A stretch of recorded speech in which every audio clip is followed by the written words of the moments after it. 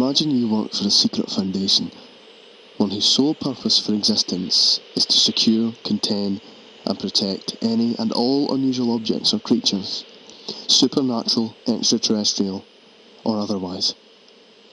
They have hundreds of those objects.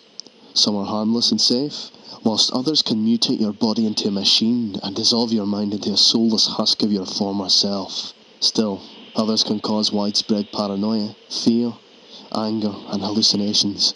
There are even a few that can cause the earth itself to shatter into a million shards of rock and turn all humans into the undead. This secret foundation holds them all in containment to protect the billions of souls resting on earth. And imagine you're tasked with studying, analysing and defending those objects, all without getting you, your colleagues, or civilians killed. No pressure, right? Well, that's what I did, day in and day out, putting myself in danger for humanity. It may seem dangerous, and it was, but it was fun, well paid, and I worked with some of the most badass people you could ever meet. Emphasis on the past tense, sadly. Now imagine something different. Imagine if the specimens were all unleashed. Every single one.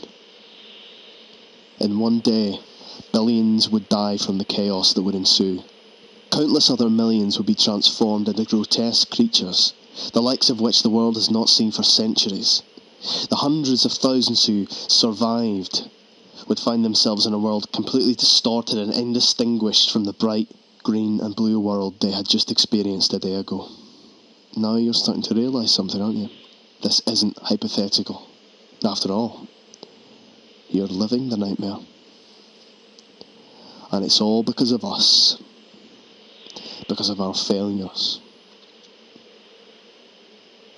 You know how it is now. A few survival sites, mainly at secured military sites or small farmsteads around the world. Some have even managed to take over old foundation sites. They're safer now, what with all of the objects either causing chaos or destroyed. I've been sitting here at Site 23, alone. Hell, no harm in revealing where I am. It's not like anyone who wants me dead will know where Site 23 actually is. I'm rambling now, aren't I? I wouldn't be surprised. I think I may be starting to go a little crazy. These logs are the only things that keep me sane. Sane. Sanity. It's a funny word, that. I know I'm losing my grip on my own sanity and coherence after a decade of self-imposed exile or quarantine. Whichever makes more sense. Anyway, if you're listening to this, I'm probably dead. It only took me 5 years to die. Yeah. 5 years. 5 long, lonely years. I might as well try to give you a history of what happened to the world 5 years ago. If I can remember. That's the thing though. I don't remember what happened. I spent every waking moment trying to figure out how every single artifact or contained creature escaped to destroy the world. No reason makes sense. Was it an inside job? A containment breach? War? Catastrophic failure of safety systems in the nuclear failsafes? It must have been some combination of the reasons, but I can't speak for any of the other sites. Site 19, Site 21, Site 7. You know how it feels to watch the world die. Of course you wouldn't. No one would. And you'd be lucky. You wouldn't have to see people ripped apart by lizard-like monstrosities. You wouldn't have to see entire cities turn into machines, with the people turning into freight robots with no sense of humanity. That's what happened to London and New York. And God knows how many other cities.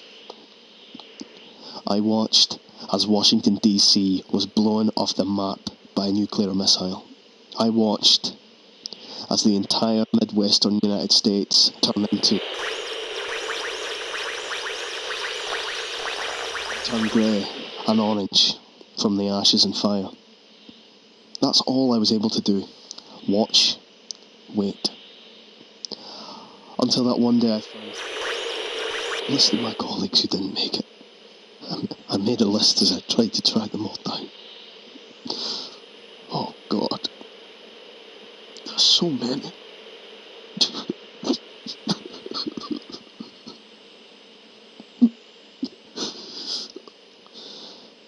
Most of the administrators are gone. Dr. Clef, Dr. Agatha Wrights, Dr. Jack Bright, Dr. Snorlison, Dr. Simon Glass, Dr. Hayden, Dr. Ora, Dr. Mackenzie, Agent Strelnikov, Mr. Avery Cates, Dr. Winters, Dr. Light, Agent Zeddy, and Agent Harper. That's the last one, probably. I think I may be the last one alive. The last one who remembers what we did, what we tried to do for the world. I don't think this will be kept safe for nearly long enough, but I might as well try. To anyone who finds this, know that I have done my duty. I have tried to make things right from here. I will return one day to make things right. I will return, with or without my colleagues. I have no illusions ahead of me. I will most likely die before I ever make it back. But at least I'll be with the people I worked with if I do. People who I know and feel safer with. So, this is it. This has been Dr. Jacob Kensington, robotics expert and staff researcher at Site 23. Last known Foundation researcher still alive. Goodbye.